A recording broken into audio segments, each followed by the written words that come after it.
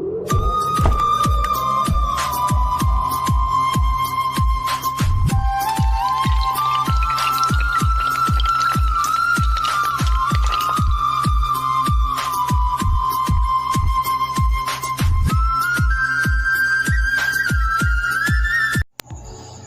And welcome to my channel Mrityunjay Bharat. दोस्तों, आज हम इफ़ स्टेटमेंट के बारे में कुछ जानेंगे कि इफ़ स्टेटमेंट क्या होता है सी प्रोग्रामिंग लैंग्वेज में। तो आइए मृत्युंजय के साथ स्टार्ट करते हैं। If statement, it is A section statement that perform section decision within C program. There are following forms of if statement. if statement जो होता है दोस्तों, वो सबसे पहले decision if statement that perform section decision with C program. There are following form, मतलब ये following form का होता है, जैसे में simple if हो गया, if else हो गया, nested if हो गया, else if later हो गया दोस्तों। तो आइए इसका और आगे देखते हैं। तो सिंपल इफ़ के बारे में हम लोग को जानना है कि सिंपल इफ़ क्या होता है।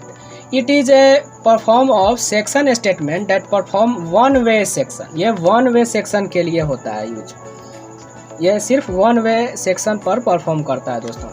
In one way section only true part exit, मतलब ये सिर्फ ट्रू पार्ट को ही एग्जिट करेगा, मतलब ट्रू पार्ट को ही एग्जीक्यूट करेगा।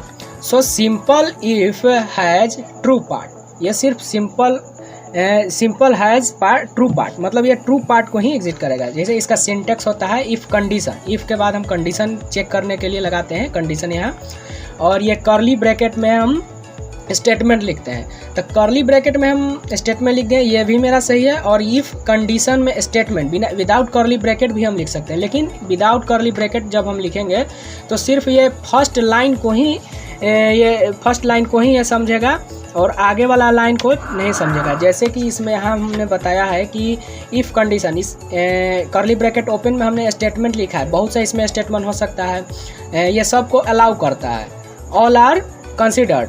लेकिन यहीं देखिए, यहाँ देखिए if condition statement only one part, ये फर्स्ट लाइन को समझेगा इफ़ में, और ये इफ़ का बॉडी का जितना है इस सब को ये एग्जिट करेगा, ये कंसिडर्ड करेगा। और यहाँ सिर्फ फर्स्ट नंबर जो रहेगा, फर्स्ट लाइन को ही ये सिर्फ समझेगा, और बाकी सबको कितना भी अगर हम स्टेटमेंट लिख दें तो ये कुछ भी नहीं समझेगा इसके बारे में। लेकिन जो फर्स्ट लाइन है वो उसी पर परफॉर्म करेगा। फिर देखिए सिंपल इफ प्रोग्राम के हम सी प्रोग्रामिंग हम एक प्रोग्राम बनाए हैं, जैसे कि program to display a number it is greater than 20, मतलब वो ये कीबोर्ड से एक नंबर लेगा और सिर्फ वही नंबर को प्रिंट करेगा जो 20 से बड़ा हो। 20 से जितना छोटा नंबर रहेगा उसको ये डिस्प्ले नहीं करेगा। जैसे कि इंक्लूड हेडर फाइल हो गया, मेन सेक्शन में हम प्रोग्राम लिखते हैं, तो int X print F enter A number, scan F करके हम एक्स में इसको स्टोर कर लिए। उसके बाद इफ़ कंडीशन यहाँ लगाएं। यहाँ देखिए, यहाँ हम सिर्फ कर्ली ब्रैकेट में नहीं लिखे, क्योंकि कर्ली ब्रैकेट में अगर हम क्योंकि हम यहाँ एक लाइन में ही इसको हम समझा दिए हैं। अगर यहाँ एक और हमको स्टेटमेंट लिखना पड़ता तो हम यहाँ कर्ली ब्रैकेट का यूज करते हैं, लेकिन यहाँ सिर्फ हमें एक लाइन में ही इसे एक स्टेटमेंट है, यहाँ सिर्फ हम एक स्टेटमेंट दिए, इसलिए यहाँ ज़रूरी नहीं है कि हम कर्ली ब्रैकेट को दें या न दें, कोई ज़रूरी नहीं है। यहाँ प्रिंट एफ ये समझ जाएगा कि हमको सिर्फ फर्स्ट स्टेटमेंट को ही फॉलो करना है। प्रिंट एफ ये number is % d and x, मतलब m% x।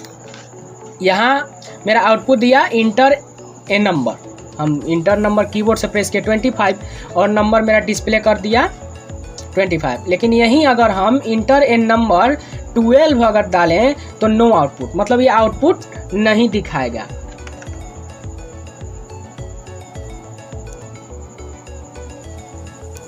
तो आइए दोस्तों, हम आज डेव C++ में उस प्रोग्राम को रन करवा के देखते हैं कि क्या मेरा ट्रू ये जो स्टेटमेंट है वो उतना ही एग्जिट करेगा, मतलब परफॉर्म करेगा कि आगे भी एग्जिट करेगा। तो आइए इस प्रोग्राम को हम रन करवाते हैं। ये हम डेव C++ में इस प्रोग्राम को हम लिखे हैं, तो इसको हम रन करवाते हैं, कंपाइल एंड रन।